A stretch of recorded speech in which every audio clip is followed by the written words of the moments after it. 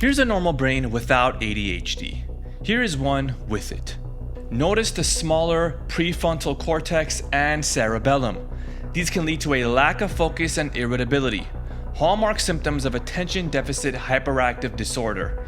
With about 1/10 of children and young adults suffering with ADHD, treatment for the disorder has become very popular. Stimulants are the gold standard medication treatment, but they come with a lot of side effects. Something that has been gaining popularity recently is L-Tyrosine, an amino acid that people claim can help with ADHD. In this video, we'll take a look at the studies done on L-Tyrosine and if it's a good, natural alternative to prescription stimulants. First, let's understand what is the cause of ADHD.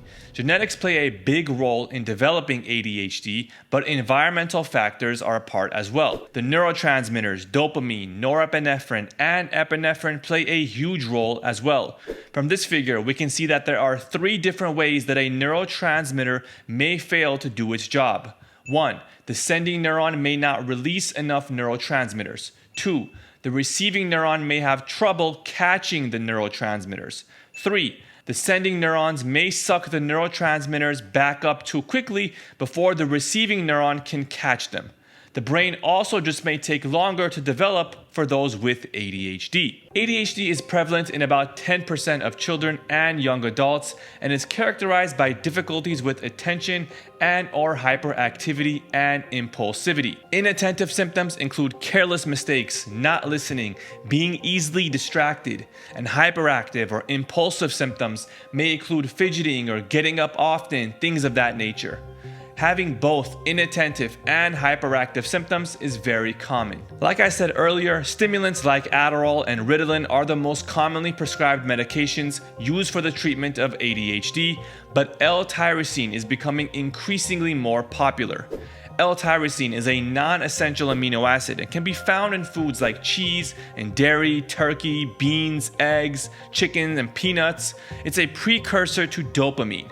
From this figure, we can see that tyrosine turns into L-dopa, which turns into dopamine, then norepinephrine, then epinephrine. These are the same neurotransmitters I mentioned earlier, and they are important for focus, motivation, energy, stress, mood, things like that. There is a blood test you can take to measure tyrosine levels, but it's not commonly used, and also majority of people are not tyrosine deficient, so we're not going to focus on the blood test too much.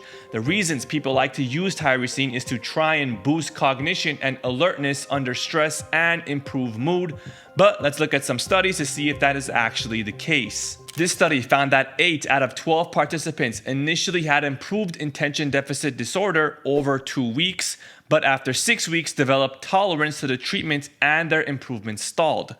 This is the main study that people hold on to when they are shouting the benefits of L-Tyrosine. 2 weeks of it working, and after 6 weeks developing tolerance, and at 8 weeks going back to your original symptoms and feelings. Not great results. Also, a very small study, only 12 participants, and the dose used was 50 to 150 milligrams per kilogram per day, which is about 2 to 7 grams of L-Tyrosine a day for a 68 kilogram or 150 pound person. Let's look at more studies. This study found no benefit to 7 children with ADHD. These 2 studies found that L-Tyrosine did not improve mood or behavior in healthy people under normal conditions. Experts previously thought that lower tyrosine levels in the body may be responsible for ADHD symptoms, but a study from 2016 showed that most people with ADHD have normal levels of tyrosine in the blood, which is pretty much what I just mentioned earlier regarding the blood testing. And this study from 2011 showed that tyrosine and 5-HTP can help with ADHD symptoms, but this study was later retracted, so the results are basically nothing. This study found no evidence that tyrosine had any antidepressant activity. And now I just want to quickly compare tyrosine to Adderall so we can see the differences in terms of efficacy and side effects. 6 studies of 384 children were included. All randomized controlled trials found that Adderall improved all measures versus placebo.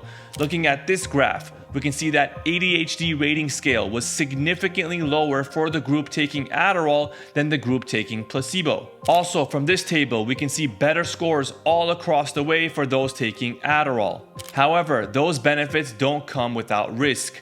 We also see a much higher percentage of insomnia, loss of appetite, anxiety, headache, and agitation when taking Adderall compared to placebo. Now, there is talk that L-Tyrosine can be combined with Adderall to reduce side effects. I'm currently not aware of any studies that would show that this makes any difference. It may work on an individual basis if people want to try it, but definitely not enough evidence or basically any evidence to recommend this supplement in general for people struggling with side effects from stimulants like Adderall. So, L-Tyrosine for ADHD, worth the hype? L-Tyrosine on a daily basis, probably not beneficial. We don't have a specific study we can point to and say this shows promise for L-Tyrosine. And to make things worse, we don't even have an effective dose. Doses range from 500 milligrams all the way up to 7 grams, which is a huge range.